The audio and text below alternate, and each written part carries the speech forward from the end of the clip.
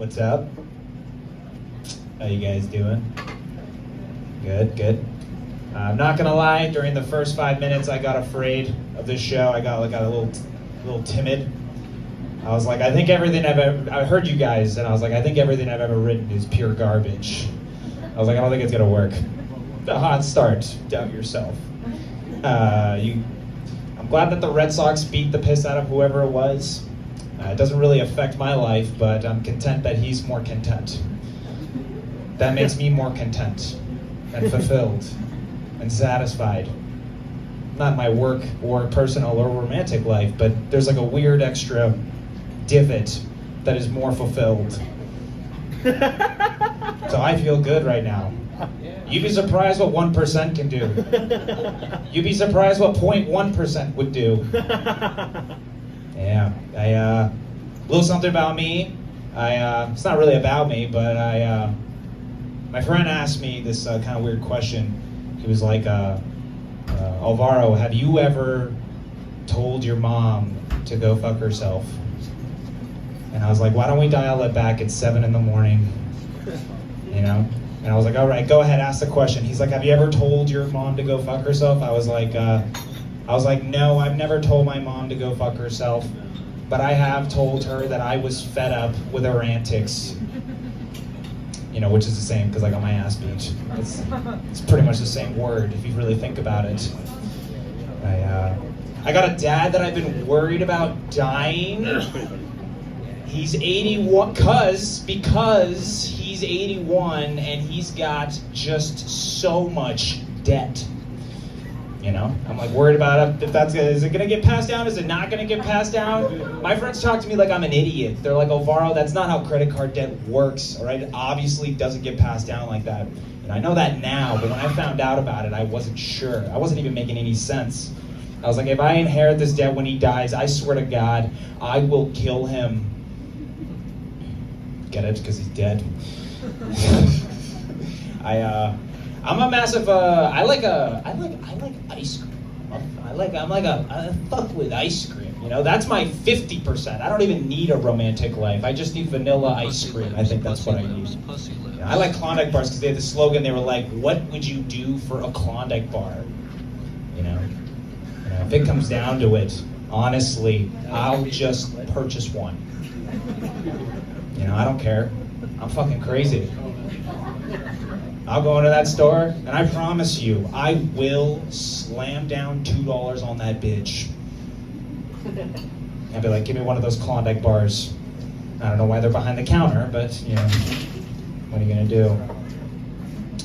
I wrestle, and I'm not in high school. I guess, thanks. I'm gonna assist that. I actually wrestled in high school, but like when you get older, there's like not a lot of places where you can just show up and wrestle. You know, like there's like no pickup wrestling. You know, your only option is just to wrestle with high schoolers as a coach. You know, that's your only. It's either wrestle with them as a coach or prison. Jail time. Time to think about it. So I was like, I'll take the position. And I took the job. I like the job, you know. I get to put like my cool shoes on again. I get to step out on the mat and I get to beat up 14-year-olds. Yeah, that's always fun, you know. I think it's because they never see it coming. Every single time I do one of my favorite moves, I'll hit them with like a single leg takedown. And after practice, it's always the same thing. They're like, Coach, how did you get into my house at 3 in the morning? I'm like, I went through your front door. Not a fan of the 3 a.m. tackling small children jokes. You guys are weird. Something wrong with you. You guys need a 1%, you know? You need that little 1%. I don't know if it's the Red Sox winning for you guys, or maybe like an extra floss or 30 minutes of sleep every night. But you need it. You need it. You all need it. Especially the French people. They're not even understanding. They're so tired. I'm like, just go to sleep. I got a sister that is she's 16, and she has a boyfriend that is 6'3". When I first found out about it, I was like worried. I wasn't sure if I'd be able to like protect her from him. I was like, what if he says something mean to her, like the B word, bitch? I'm like, did you just do that? He's like, yeah, what are you gonna do about it? I'm like, you know what, Tristan? I'm gonna give you guys some privacy. I'm gonna let you guys work it out. But come down from Monopoly when you're ready. All right? And also show me how to properly fold your jacket, because I really don't want to mess it up. I don't want to mess it up. It's the crease. No, I didn't think I could protect him. I was like, I think this is it. I think I have to just give her away.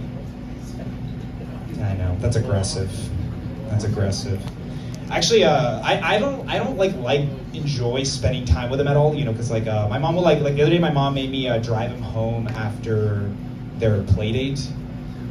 I got in the car, and I'm not proud of this. I actually, before he got in the car, I lowered his seat down and I raised mine up. But that didn't make any difference. He got in the car, his head was still up against the ceiling. He starts talking about shit that I don't care about. He's like, Alvaro, I don't know if you know this about me, but I really like welding. I'm like, go fuck yourself, Tristan. Leave me out of this. Yeah. He's been wreaking havoc on my house. He came down the other day with a Sharpie without even asking me. He wrote his name on my wall. On my height measuring wall. I was like, there goes my fucking title. Get me out, it's permanent too. I recently had a new experience recently. Thank you. I went to a strip club for the first time. Thank you guys, appreciate it. French people, it's the pole. Which one? The one that's in Charlotte, North Carolina. Yeah. You don't know that one? So you do know a lot of strip clubs? Who asked that? When somebody's like, it's like, oh, you went to that place that's kind of shameful? Which one? I kind of, oh no, I don't know about it. My friends just like talk about it. I just like to bring it up. Now I went to a strip club for the first time. It was a good experience. Pretty solid 6 hours. 6 hours, that's right, guys. It was a good time. But I'll tell you this, the thing is I don't even know if I am a strip club guy. If I ever do go back to a strip club, this time, I'd like to go inside. I don't want to just hang outside in a crop top. In February. That's no good. I was just fucking around with you guys. I actually did go inside. I'm normal. By all appearances. Clearly, I'm normal. I'm a normal person. I'm like talking to the voices in my head. I'm normal. I'm a normal person. All right, I went into the strip club, and first thing I noticed about the strip club and myself is that I don't think that I like seeing other dudes be horny. Have you ever seen a horny dude? Mouth is usually open. There's no logic in the eyes, just desire. There's like a zombie. A stripper came up to me, and she offered me a lap dance.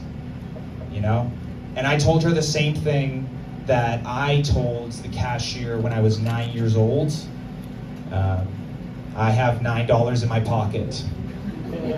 She was like, get the fuck out. All right, I'll say one other thing and I'll leave you guys. I went to a wealthy private school that I could only afford due to financial aid. And I could tell that I didn't blend in with these kids based off of the types of fundraisers that the school was throwing. They were raising money for other towns as if they were third world countries. This teacher came in one time and she was like, kids, let's get excited, all right? We're gonna raise this money and we're gonna give it to the poor and unprivileged children of Malden. I was like, wait, that's where I live. That's a town from around here, French people. All right, take it easy and have a good night, all right?